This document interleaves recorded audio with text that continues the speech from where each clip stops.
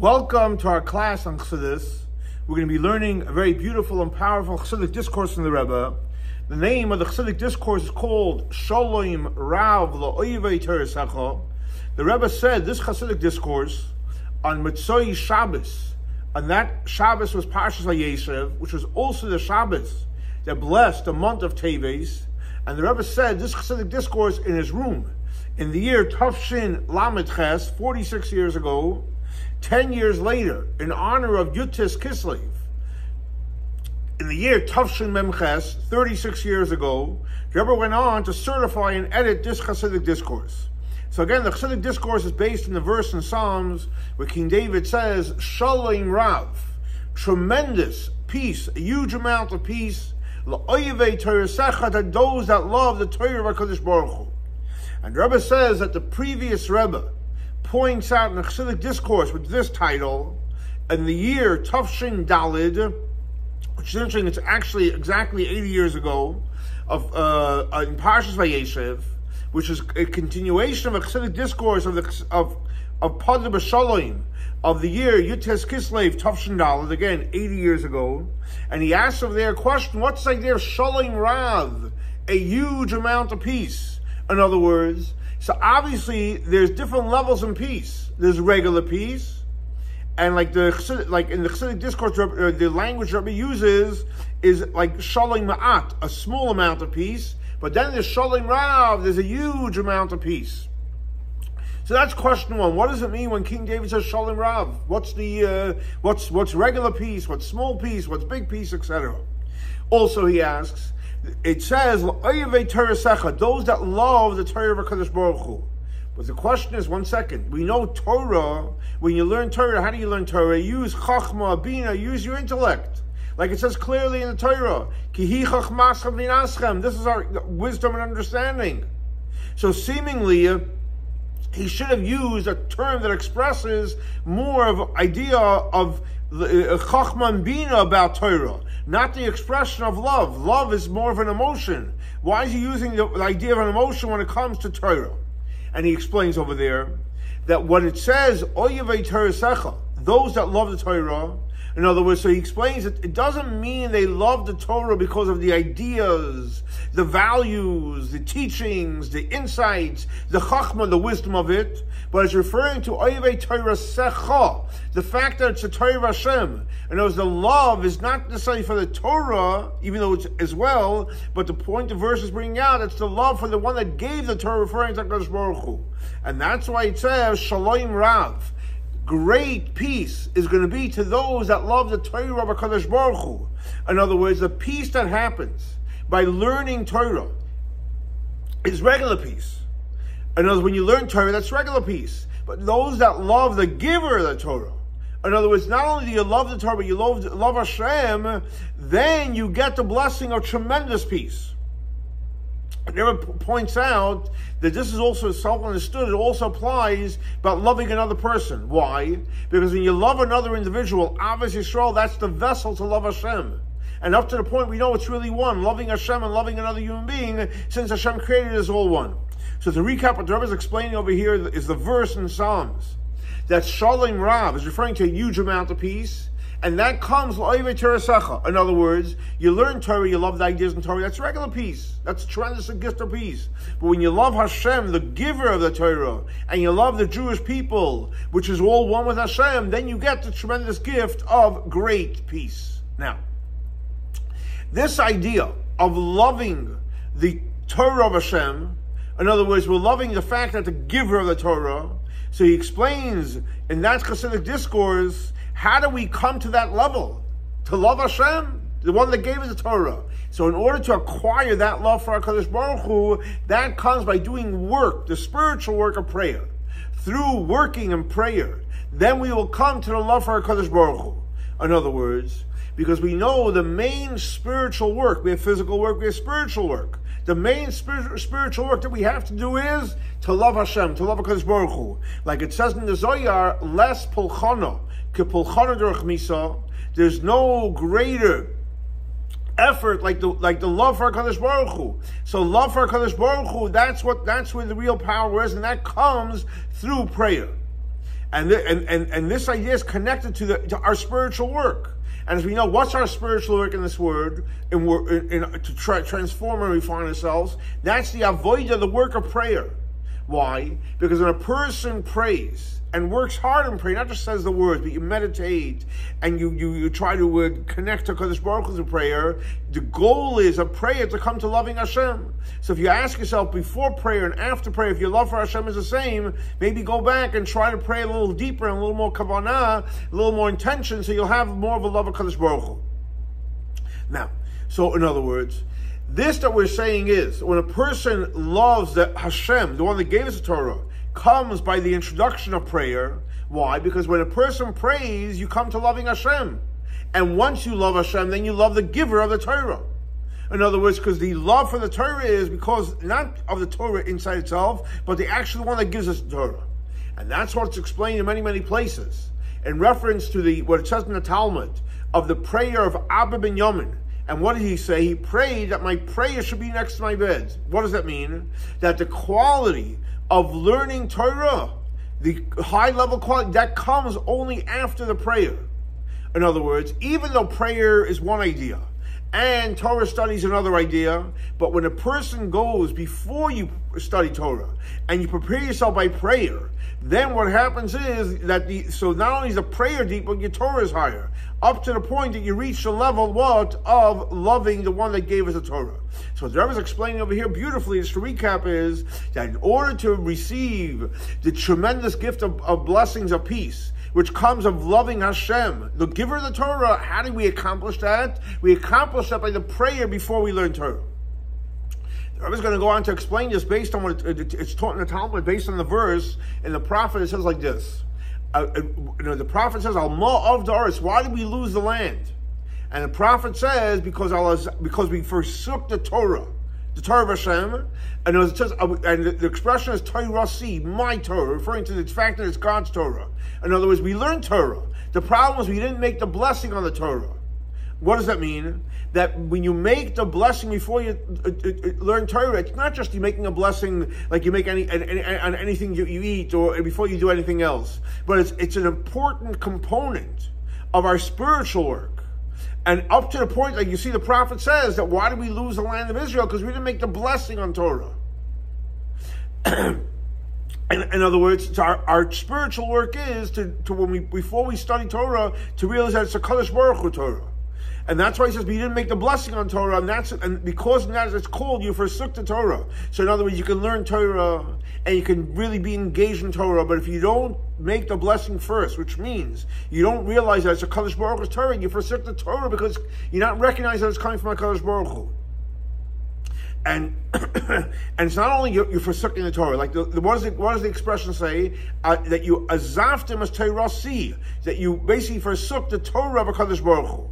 And that's the whole idea of making a blessing before you learn Torah. Why? Because you want to draw in a blessing and a big flow into the Torah. Because the Torah is Torah, but you want to make it alive. The way you make it alive, the way you fuel blessings into the Torah is making a blessing beforehand. And like it's understood from the blessing, from the language of Baruch Hu b'Torah, making the blessing in Torah. In other words, Baruch Hu is a blessing, but also Baruch means it brings down energy. In other words, it should have said making the blessing before it. It doesn't mention the word Torah, but why did it say in before Torah? It doesn't mean making a blessing on Torah, because blessing means drawing down. Like it's brought down in many places in Kabbalah and Chassidut, hamavrich as a gefen. When you bring in, you create a flow that water and can go to the vineyard. So when we make the blessing, we're drawing in that powerful blessing. So this idea of planting, in other words, which is all part of, let's say, preparing a vineyard that should be able to produce grapes, it applies over here as well. Why?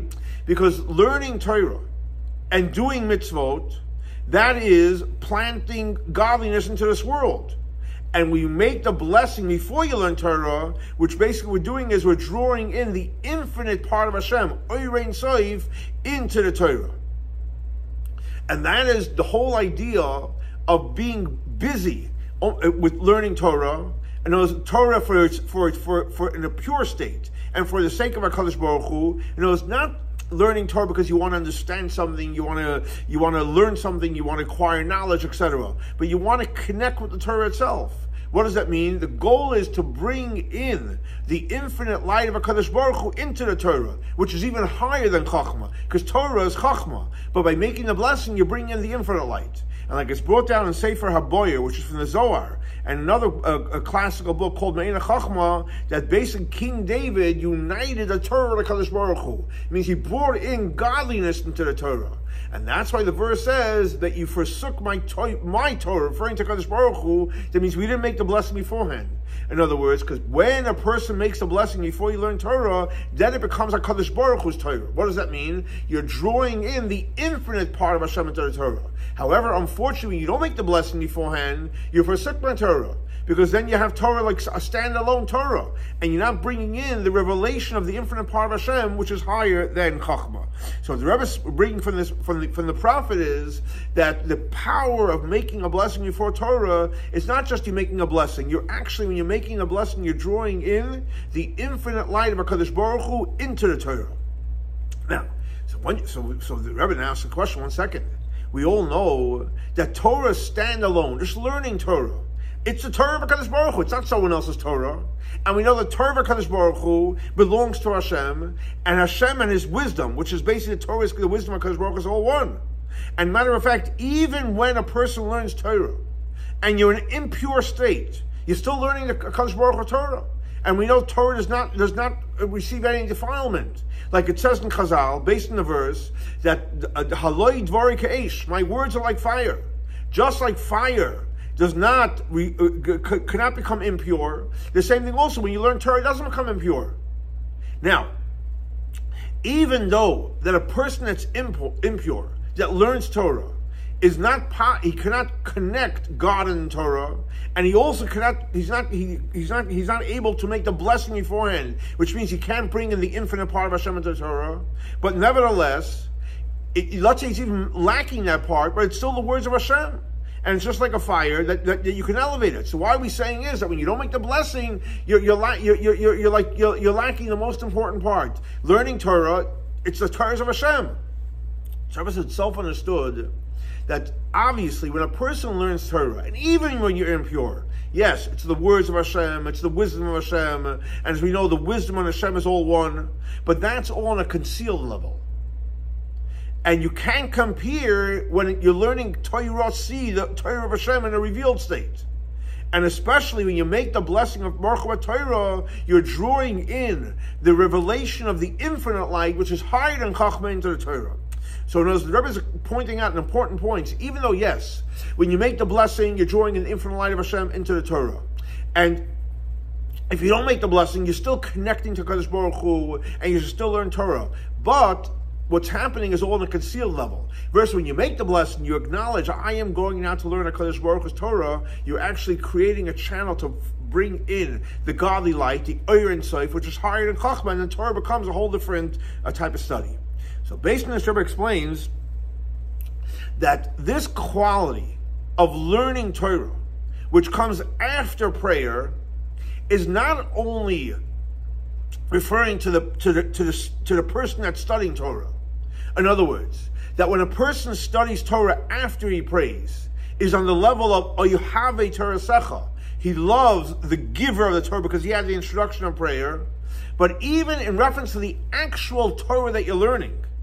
Why? Because when you make the blessing beforehand, you actually bring in the Orein Soif, the infinite light of Hashem, into the Torah. So it's referring to what? Learning Torah after prayer. So, what Rebbe is saying is there's two things that happen. When you make the blessing, which means you're acknowledging it's Hashem's Torah, the person becomes on a different level. The person that's learning is on a different level, but even the Torah itself is on a different level because you're infusing in the Torah the Oyer and Soif light. How is that? Because in order to bring in the Oyer and Soif, the infinite light of HaKadosh Baruch Hu, into the Torah, in order for that to go into the Torah, it has to be in a way, and I'll say it in Hebrew and I'll translate it, when you're learning Torah in a way of bittul. Bittul means you're totally accepting. You're creating an openness.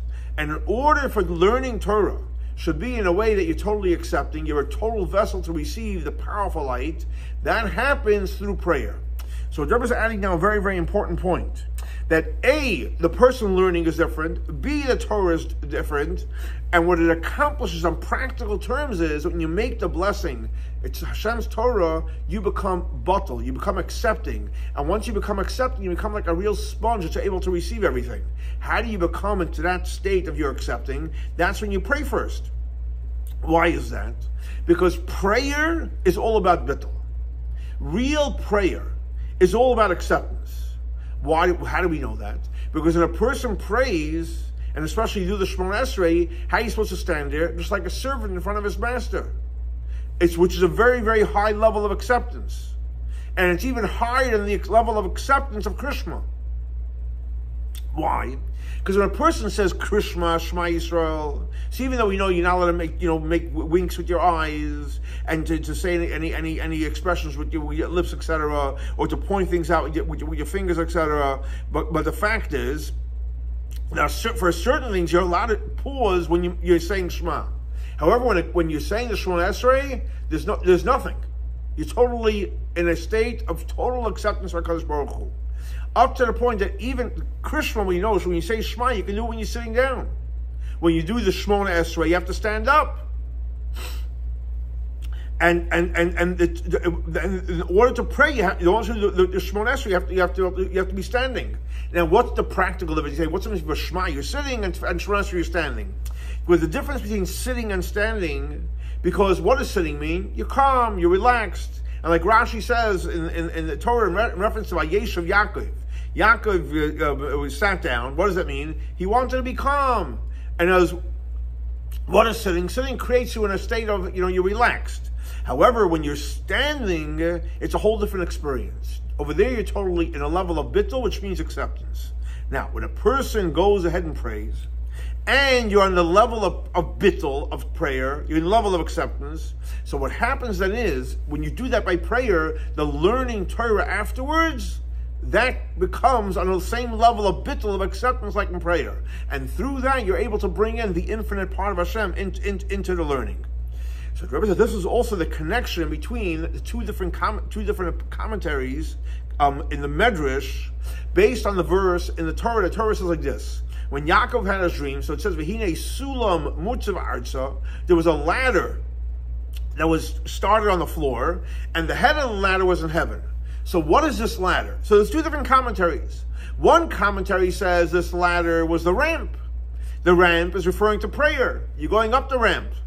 And the second opinion is that the ladder is referring to Mount Sinai, which is Torah. In other words, so you see that you have both. The ladder is referring to either prayer or Torah. Why is that? Because when a person starts off as an introduction with prayer, which means acceptance, so then what happens is you elevate even the Torah. How do you do that? Because when you have the acceptance, you bring in the revelation of the infinite light of HaKadosh Baruch Hu. Okay. So, in other words, to recap before we go forward, what the Rebbe is saying is that the ultimate goal is the greatest blessings comes through those that love the Torah. How do you love the Torah? By prayer. And prayer creates the environment of bittul, acceptance, and that creates the bittul in learning Torah, and you're able to join the infinite life of HaKadosh Baruch Hu, and now you're able to receive the greatest blessing of peace. But now the Rebbe says, one second, we have to understand. This verse, which we're just learning, Shalom Rav, tremendous amount of peace, to those that love Torah, the Torah of HaKadosh Baruch Hu, that comes in continuation and in addition to another verse in the prophets. What's the other verse in the prophets? It says, "V'chol bonayich lemudei Hashem." All your sons are the ones that are learning from HaKadosh Baruch Hu. V'rav shalom bonayich, and a lot of peace to your children. So seemingly, even regular learning Torah of your children, which means they're learning Torah of Hashem, in other words, also it comes after prayer. Because it says, the verse itself says, Rav Shalom. Since it says Rav Shalom, which means an abundance of peace, how do you have abundance of peace? It comes through prayer. So that verse is also talking about the reward they're going to get for learning Torah, which comes after prayer. And he explains in that Chassidic discourse that when it says Shalom Rav, which means a lot of peace, are specifically to those that learn Torah, it means they love the Torah, that it's the Torah Hashem. So this love, we said, comes after the introduction of prayer. So what if that's the case? What is this verse adding? Shalom Rav Teresecha al Rosh Hashanah. There's what we came with no idea. Rav, we're going to have tremendous peace. Those that love the Torah of Hashem, which comes after prayer. So that we already have another verse in the prophets that teaches to us. What is this? What is this verse? What is this verse? Shalom Rav adding over that verse. The Rebbe explains like this. We know it's brought down in Chazal, based on the verse of a Rav Shalom B'noich, the second verse we're talking about. So it says, don't read B'noich, your sons, El B'noich, those that are builders. What does it mean they're builders? In other words, what is a building? It's referring to the Torah scholars that they're actually occupied in building the world. So Torah scholars are building the world. So it says, this is the difference between these two verses. The verse for Rav Shalom B'noich, which is referring to what? The fact that Torah scholars affect change in the world. In other words, what Torah scholars build the world through learning Torah. When you learn Torah, you're not just learning Torah, acquiring knowledge. You're creating godly light in the world, and you're building the world. So what is that referring to? It's referring to mainly bringing peace in the world. When people sit and learn Torah, you're literally bringing peace in the world by learning Torah. And as we know, because the Torah was given to bring peace into the world. So the verse for Chol B'nayich is referring to the fact that you learn Torah, you're bringing peace in the world. However, the second verse, the one that we're talking about till now, in this discourse, Shalom Rav Teresecha, he's adding that the peace is not only to the world, but it's also to the Torah scholars as well. Laohvi, referring to the ones that love the Torah. In other words, and that's why specifically in this verse, it says, Laohvi Torasecha, the ones that love, referring to the people that love your Torah. In other words, that the love is to the one that gave the Torah, which referring to Hashem, and that happens after our spiritual work of prayer, because in order to bring tremendous amount of peace into the world, you don't necessarily have to have the prayer beforehand. Learn Torah, you're bringing peace into the world.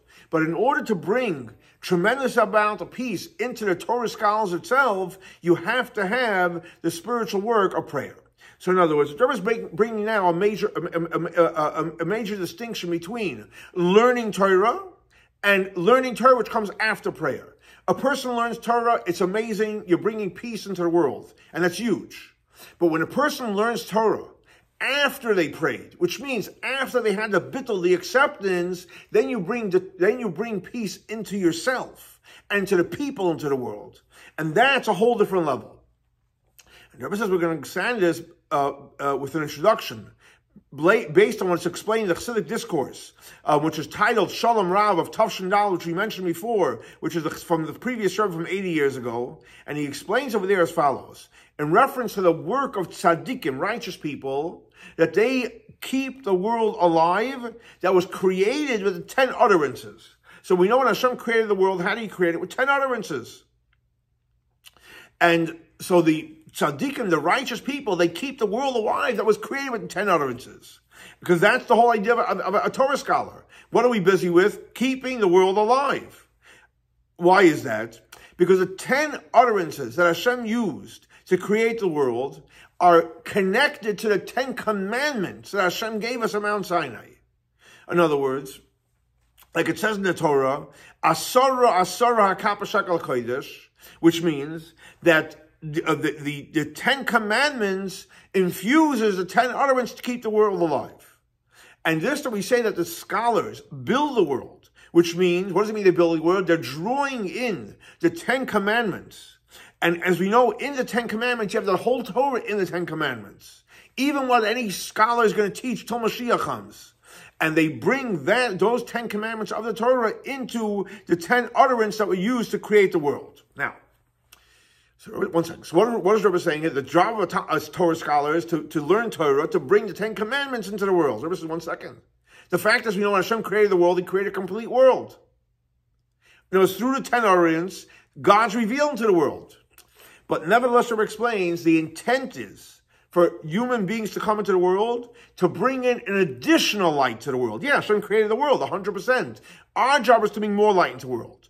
Up to the point that we have to bring in a light which is higher than our source. How do we bring in a powerful light which is higher than our source? That happens through Torah, which is the 10 Commandments. And that's why it says that Torah scholars add, marbim, they add peace in the world, and specifically adding, because the peace in the world that happens through the Torah scholars, it's not only to negate negative things that happen through sins. In other words, that was trying to keep the world on par from when Hashem created it. Hashem created the world. People's sins are lack of sin. So you can say the job is to bring it back to where it was in the beginning. And up to the point that because of this powerful idea that they're learning Torah, so you don't have to do anything specific, unique, because the fact is when a person sins and creates a concealment through sinning, and so you just bring it back to its first state. But that's not the goal. The goal is not just that God created the world, God's revealed. People sin, God's concealed. The goal is not just to bring back the same revelation, but more than that. They add peace in the world. V'rav shalom b'noich, which means that you, just like an abundance of peace, like it's going to be like Mashiach comes. Why is that? Because when a person learns Torah, you bring in what? The essence of the infinite light, which is higher than the source of worlds. And by doing that, we actually fulfill God's tremendous desire to make a dwelling place for Him down here in the world. So in other words, to recap, what Rabbi is saying is the goal is not just to clean up the mess. The goal is to bring in a more powerful, marbim shalom, a higher light than existed before when Hashem created the world. And the Rabbi is going to explain as follows. What does it mean, marbim shalom, adding peace in the world, like in a deeper level? So we'll understand based on what it's brought down, and it says that the existence of the world happens when you bring into the 10 utterances the 10 commandments. So we're infusing the 10 commandments of the Torah into the 10 utterances that created the world. So you can say, what does that mean? That the 10 commandments that were given to us by Matan Torah means that the existence of the world it happens through the 10 commandments, which means the spiritual work of learning Torah and doing mitzvahs of after Matan Torah, because we receive the 10 commandments from Matan Torah. In other words, even though you're going to say 1 second, before God gave us a Torah, we had the Avos, Avram, Yitzchok, and Yaakov, and we know the Avos are the chariots of HaKadosh Baruch Hu, and they brought in more light into the world, higher than the light of the 10 utterances. But nevertheless, because the spiritual work of the Avos, Avram, Yitzchak, and Yaakov, they did it on their own accord. Avram searched out HaKadosh Baruch Hu. Yitzchak, initiated a relation with HaKadosh Baruch Hu. The same thing Yaakov as well. So therefore, the light that comes through their spiritual work is only something that a creation could reach. And like there's the example of the spring that flow into the base of Mikdash that you can only get from its source. So, but you cannot compare the power the energy we can bring in after you do it today, learn Torah and do mitzvahs after Matan Torah. And more than that, even the spiritual work of Adam HaRishon, the first primordial man, and we know he was in the Garden of Eden, like it says clearly in Torah, he put him in the Garden of Eden to laohvi l'shalom, which means to observe the mitzvahs, and when he was in there, it was before the sin. So obviously it was even higher than the levels, more pure than the Avos, Avram, Yitzchak, Yaakov. And the light that comes through their spiritual work in Gan Eden is much higher. Up to the point that you can say that the avodah of Adam in the Garden of Eden before the sin is just like the level of doing a mitzvah after Matan Torah. And like it says clearly, when it says laohvi l'shalom, what does it mean laohvi? What kind of work was he doing there? He was doing the laohvi is referring to 248 positive commandments. L'shamra, To watch it was to not to transgress the 369 negative commandments. Now, the spiritual work of Adam HaRishon in the Garden of Eden, La'avlo Shamra, is just like the 248 positive commandments, the 365 negative commandments, which comes after Matan Torah. But nevertheless, even though it was a very, very high level, Adam HaRishon, but nevertheless, even his drawing in the light, it was only a ray. Why? Because we know until God gave the Torah Mount Sinai, there was a decree. High things stay on high, low things stay on low. So even though he drew it in, but he wasn't able to bring, he was only able to bring in a ray, he couldn't bring in the powerful light itself.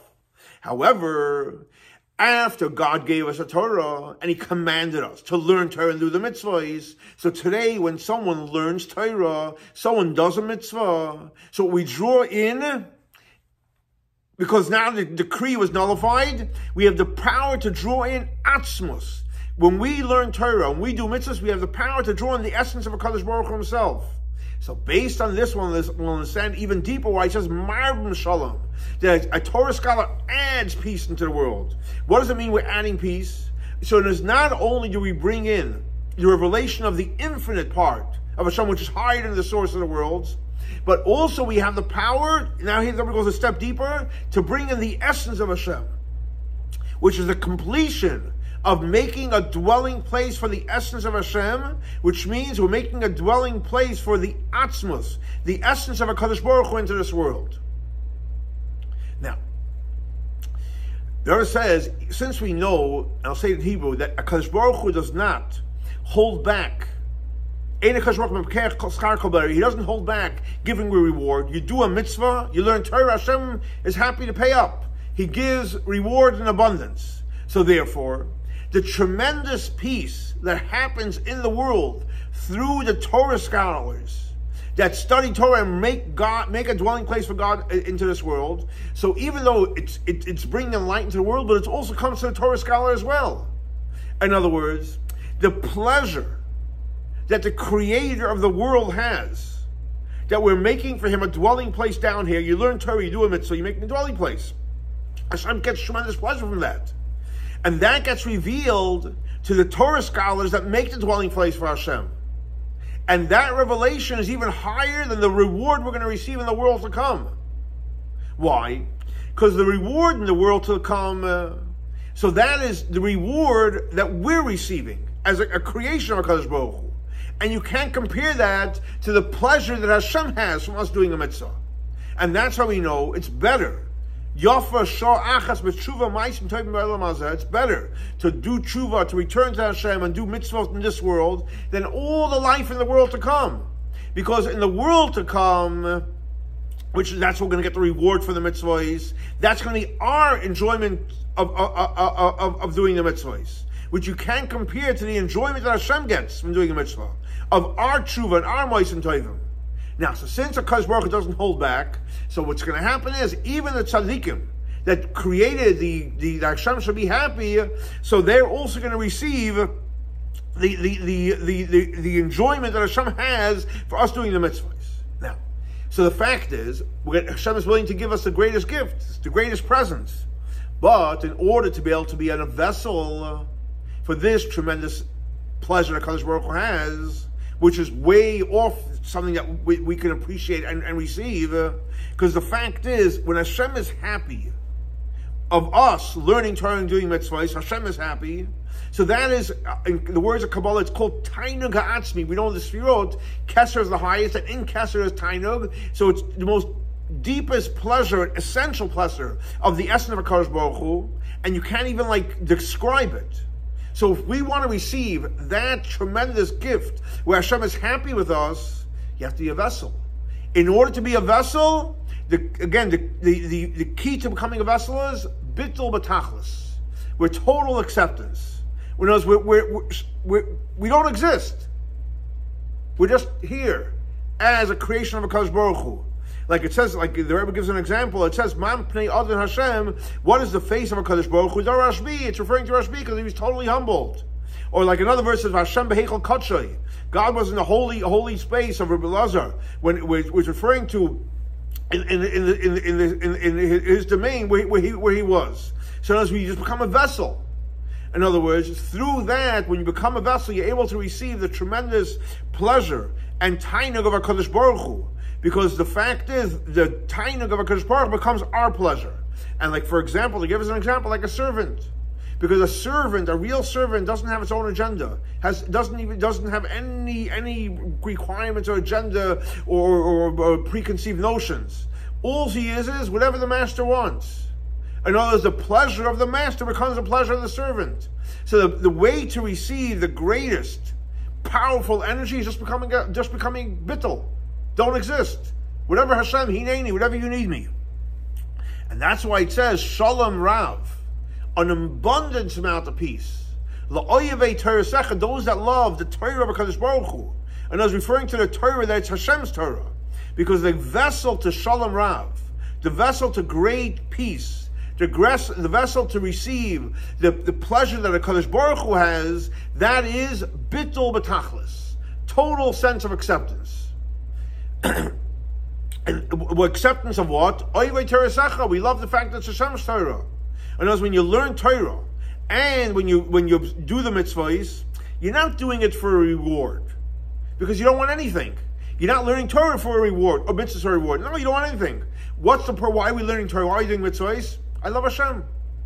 Just like Avram Avinu, he served Hashem only out of love. So how do you come to that powerful level? Hello, whatever Hashem, whatever you want, that happens through prayer. Like we learned before, that based on the Chassidic discourse of the previous servant Shalom Rav and Tafshin Dalet, that those that love the Torah comes only after you did your spiritual work and prayer. Why? Because what is the essence of real prayer? Real prayer is total acceptance. And therefore, when a person goes ahead and prays and does the work of prayer to totally accept the HaKadosh Baruch Hu, you come to the level of acceptance that you're nothing, and the only existence that you have is the existence of HaKadosh Baruch Hu, the Creator. And that's why in the verse for Rav Shalom B'noyach, so in the second verse, it doesn't say loving HaKadosh Baruch Hu, the Torah, which is referring to what? The prayer. Because in order to bring in peace into the world, those the Torah scholars that build the world by bringing in HaKadosh Baruch Hu into the world. So we know that even without prayer, and even if you're lacking, to be a God-fearing person, you can come up with the right halacha, you can come up with the right law, Jewish law. And when you give a ruling based on what Torah wants us to do, and you follow the ruling, so you bring peace into the world. But in order to bring this powerful energy into the scholars themselves, and to become a vessel for it, that only happens, what? By proper prayer first, which creates a state of what? A bittul. Now, so the Rebbe goes now, takes it a step further, he says like this. It's possible to say that the vessel for this powerful revelation of the pleasure that God has with us learning Torah and the mitzvahs is not only like we learned till now. You have to be an eved, you have to be totally batul, but even if you're on the level of ben, even if you're on the level of a son, you can also be the recipient of such powerful energy. And especially, as we know, the idea of the Jewish people, we're mainly banim atam l'shechem. We're sons of HaKadosh Baruch Hu, like the author explains in length in Tanya. So therefore, since we're sons, it applies to a son level as well. Now, and so this that the verse Shalom Rav Laohvi Torah, which means the abundance of blessing comes to those our love Hashem, which is based on the level of bittul, comes after the verse of Shalom Rav Rav Shalom B'noyach. In other words, which is a reward for sons as well. And the fact that we bring peace in the world. The level what? Of sons. So even though we said, don't call it B'noyach sons, but they're building the world. So we know that the rule is that when it says when the verse says don't call it sons, but call it builders of the world, it's not negating the simple understanding. It's adding. Besides the fact they're a son, they're also building the world. In other words, that the reward of a lot of peace, which is basically the pleasure of HaKadosh Baruch Hu, is also literally for sons as well. So now the Rebbe established a new idea that what? That the reward is not only if you're at a level of bittul of acceptance, but even the level of a b'noyach, of a son. So how does that work? The Rebbe explains as follows. But the Rebbe is going to understand it with an introduction. What the Alter Rebbe explains, As we know, the Alter Rebbe is the celebrating the redemption of going out of prison in Yutas Kislev, 19th Kislev. So he explains in his classical works on the Parsha Torah, in the Chassidic discourse starting by Yeshav Yaakov Beretz Meguri Aviv. So he explains the difference between learning Torah and doing mitzvot. And he says as follows: when a person does a mitzvah, so the person fulfilling the mitzvah is in a level of acceptance. You're an Eved, you're a servant. Hashem asked me to do it, I'm doing it. In other words, like a servant that's fulfilling the command of the king, you do whatever Hashem tells you to do. So mitzvahs, we're like a servant. However, when it comes to learning Torah, you become the king himself. And like it says clearly, Man Malka, who are kings? The rabbis. So again, mitzvahs, we're like a servant. Torah, we become like the king himself. In other words, when a person learns Torah on the level of acceptance, then, like the verse says, V'asim dvarei beficha. In other words, the words of Hashem literally go into your mouth. Not that I'm saying the words of HaKadosh Baruch Hu. Literally, the words of Hashem come through my mouth. And that gets revealed, and that comes literally out of my throat. And that's why it says, like we said before, who are the kings, the rabbis? In other words, because in order to learn Jewish law and to come to the right conclusion, you have to be in a level of acceptance, bittul. So in other words, when you're learning Torah in that type of fashion, so literally you become the king because you're just an emissary of the king. Hashem says, and we do what Hashem says. And he continues on the Alter Rebbe in the next discourse to explain. And that's why he says, Yeshav Yaakov. Yaakov sat be'eretz in the land of Migurei, be'eretz in the land, Migurei, the dwelling place of his father. So Migurei, what does Migurei mean? So Migurei is also the expression of Yira. He was in awe of HaKadosh Baruch Hu. Also, Migurei comes from A, awe. B, it's a treasure. It's a oitzer. It's a treasure. It's like you have, like, say, a treasure full of fruit. Everything goes in there. And the truth, they're both correct. Because in other words, what is the treasure of HaKadosh Baruch Hu? Yiras Hashem. And like it says clearly, oitzer shal yiras shamayim. So Yira and oitzer go together. And this insight, actually the Maggid of Mezrich, and as we know, the Maggid of Mezrich passed away. His yard site is on Yutas Kislev, and he explains in the Torah, said when it says Megurei Aviv, so the Maggid translate, it's referring to his awe for his Father in heaven. And in a continuation, he explains that Meguri is also from gathering together. So you see again, Meguri is referring to gathering and awe. And what does it mean, Meguri Aviv? That the awe, the acceptance of the awe, and especially the acceptance of the highest level of awe, that is a vessel, an oitzer, a vessel to receive the powerful level of Chachmei Law, which is the highest level of Chachma, which is called Aviv. We know Av and Ben, Av and Aim, mother and father. Av is Chachmei Law. And when a person learns Torah with acceptance, then Hashem literally puts the words in his mouth, that the words of Hashem becomes, something comes through us. Now, so from this explanation in Torah, that the Alter Rebbe says that the acceptance of Yira, which becomes a vessel for a high level of Chachma, is called Megurei Aviv. Aviv referring to Chachmei Law. Megurei, the Yira, becomes a vessel for the Chachmei Law. So in other words, that Hashem is called over here, not in a way of a master, but he's called a father. Megurei Aviv. Through Yira, you get the father, the father, not the master. And like the Maggid says, but Megurei Aviv means the Yira, the awe for Aviv Sheb'Shemayim. We call him God. We don't call him God for the master.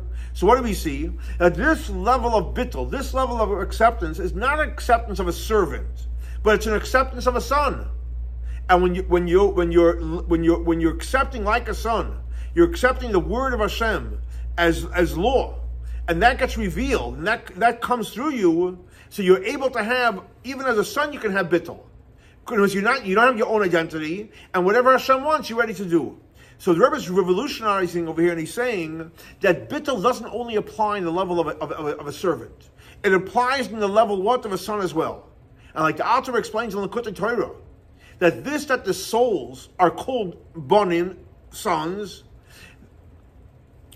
that it's not like a son down here, that even though the son comes, what's the origin of the creation of a son? Comes from the intellect of a father, but afterwards you get disconnected, and that's why there's even a Jewish law. Let's say, for example, if you and your father are going, and you both lost an object, so who's the one that you have to go get first? Yours, because you, even though you come from your father, you're still separate.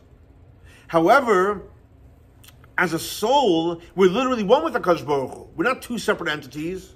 And not only that, this level of acceptance is higher than the acceptance of a servant.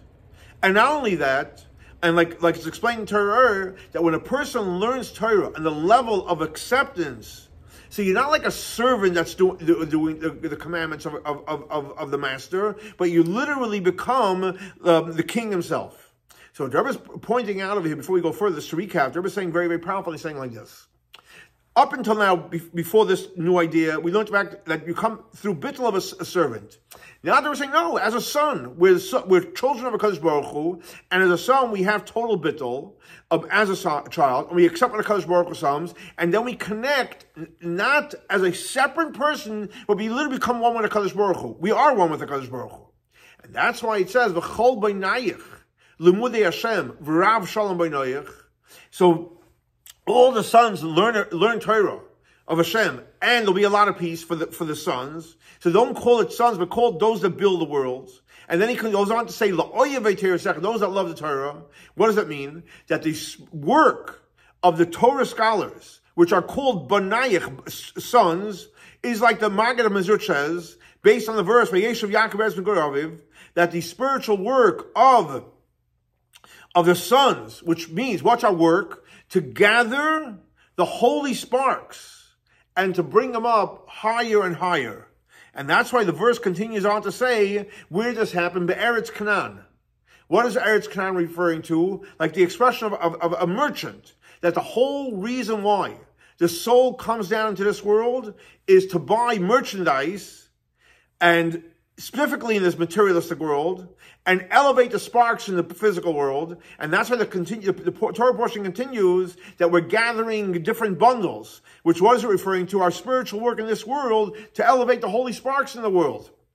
And by doing that, of a Yeshav Yaakov, in other words, you want to sit down in peace, both peace in the world. Like we said, the Torah scholar's job is to bring peace in the world, and be peace into the Torah scholars themselves. Like the verse says, Shalom Rav Laohvi Tורתך, referring to the person himself. Why? Because since the Torah scholars, which are called sons, they're in a level of acceptance, they have total bittul, so therefore the pleasure that Kadosh Baruch Hu has, that we're bringing peace in the world, also enters into the Torah scholar himself. And that's why it says, Shalom Rav Laohvi Tורתך, a tremendous amount of peace to those that love the Torah. In other words, when we go ahead and learn Torah and do mitzvahs, and we're not doing it to receive a reward, that's the key difference. But why are we learning Torah? Why are we doing mitzvahs? Not for any reward, because we love HaKadosh Baruch Hu. We want HaKadosh Baruch Hu to get pleasure. Look down and see that as people, what are we doing? We're doing mitzvot, whether it's tefillin, kashrut, Shabbos, mezuzah, loving each other, being happy, being unified, and learning Torah. Hashem looks down, he gets happy. And it's known that the reward, in other words, that we receive from when Hashem Baruch Hu is happy, you can't compare it to our satisfaction. So when a person operates on a level of total acceptance, it means all I want to do is make Hashem happy. So what happens when we draw in the pleasure and the timing that the Kadosh Baruch Hu has, because how do we draw it in? Because since we don't have any existence on our own, so what happens then is the pleasure of a Kadosh Baruch Hu becomes our powerful pleasure. So here we have another powerful Hasidic discourse, and we see that basically, literally, by us doing our avodah of praying and becoming a level of bittul acceptance and learning Torah, and learning Torah with the introduction of prayer, and we're realizing that we're learning HaKadosh Baruch Hu's Torah, and we're able to draw in HaKadosh Baruch Hu into the Torah, we literally bring the greatest amount of peace in the world. And we all know that by learning Torah and bringing peace into the world, we'll all merit the coming of Mashiach. And let's hope and pray that, God willing, our next class will be in Yerushalayim, Ir HaKodesh. Have a great and blessed week, a full week of learning Torah with tremendous amount of peace in the world and in our lives.